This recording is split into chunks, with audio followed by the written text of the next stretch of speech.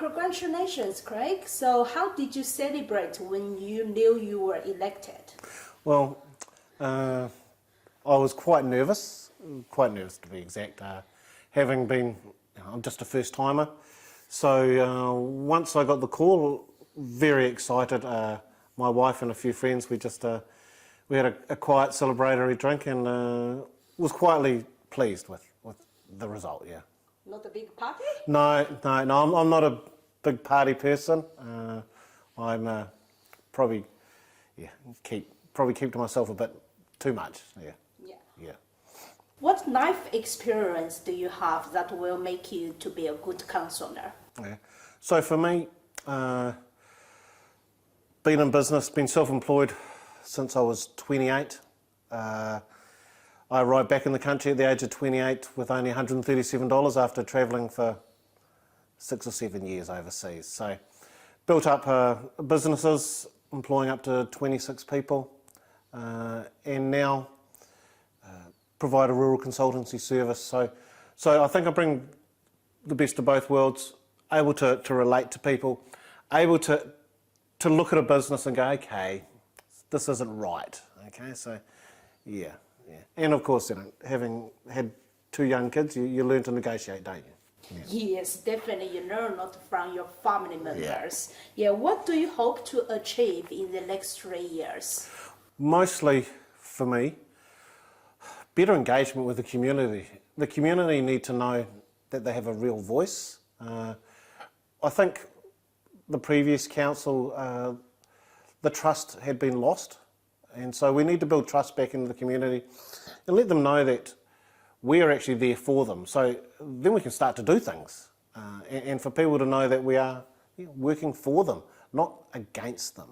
Yeah. Could you give me an example about how to gain the trust from the community? Oh, a lot of that's just consultation, A lot of consultation appears that the decision's already made and it's just a tick box exercise.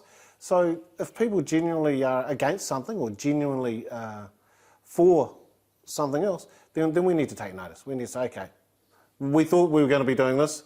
Obviously, we're now going to be doing this. So let's all work together and make that a priority for everyone, yeah.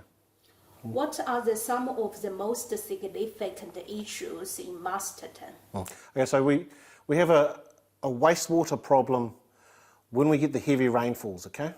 When we get heavy rainfall, during winter, and so that needs to be looked at and sorted. We've of course got our town hall.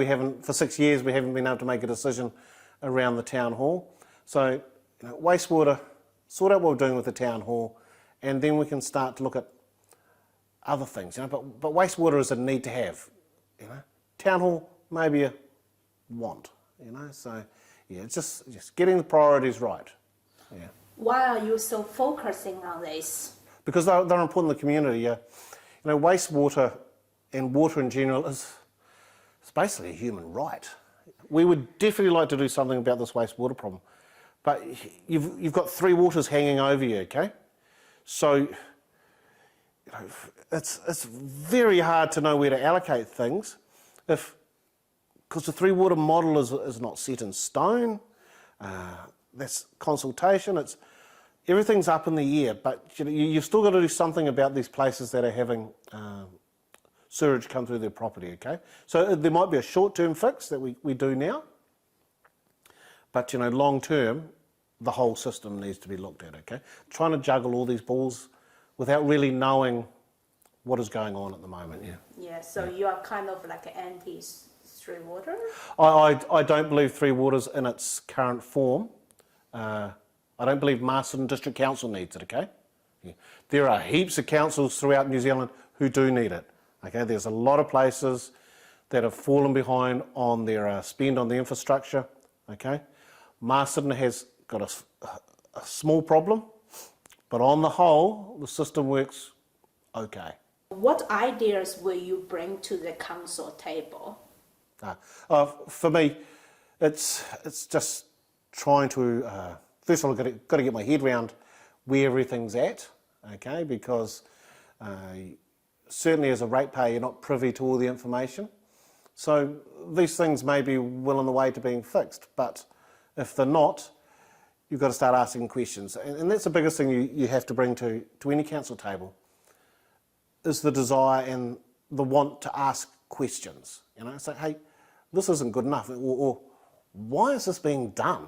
You know, well, clearly it didn't work 30 years ago, so why are we trying it again now? So I think the big thing is to come with an open mind and ask questions. Yeah. Don't be scared or shy to ask questions. Yeah. What do you think of the election voter return this year? Well, certainly it could be a lot better. Could be a lot better, and that's where I think voters don't feel engaged with what's going on. But the trend has been down. The trend has been declining for a long time.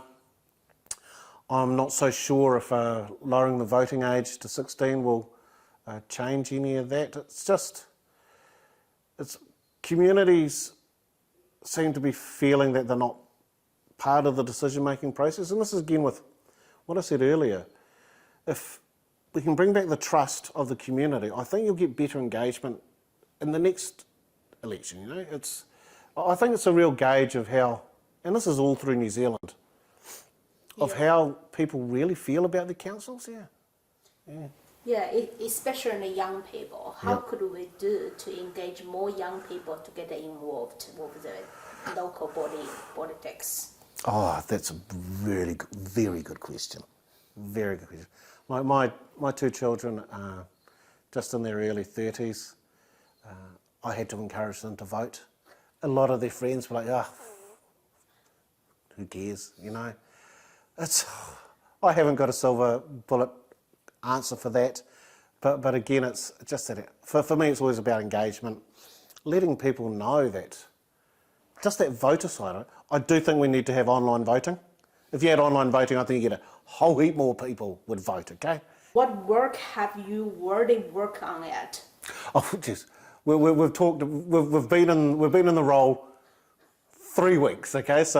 So we're doing all our inductions at the moment, but there's a lot of information in the background in the district council system that we use, and so all of us councillors, we're just working our way through that information. There are pages and pages. We're talking thousands of pages. So you start to build an idea of where they're at, the thinking that's gone on beforehand as well. So once you get an idea of that thinking, you can think, okay, we are heading down the track. We will, as councillors, certainly me as a member of the public, always been very frustrated with how long it takes for anything to happen. You know, and I'd like to see that sped up if possible. We've just got to get on and do things, you know, just do them.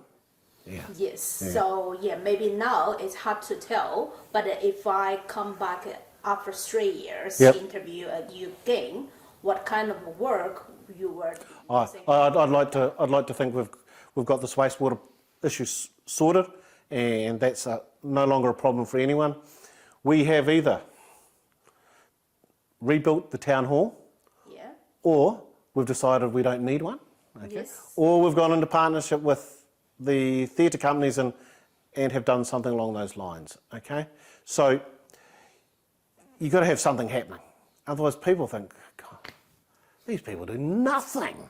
Yeah, so wastewater, town hall, and then we can, look at the nice things after that, you know?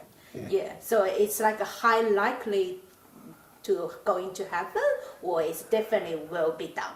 That's a very good question, isn't it? I would like to think it's definitely going to be done. Yeah, why are you so confident about that? About getting those things done? Yes. Because I think in this current council, there's a real desire to show that we're doing things. We're cohesive. We want to show we want to show the ratepayers, the people, the community, that we're actually going to be this council that gets things done, makes decisions and gets things done.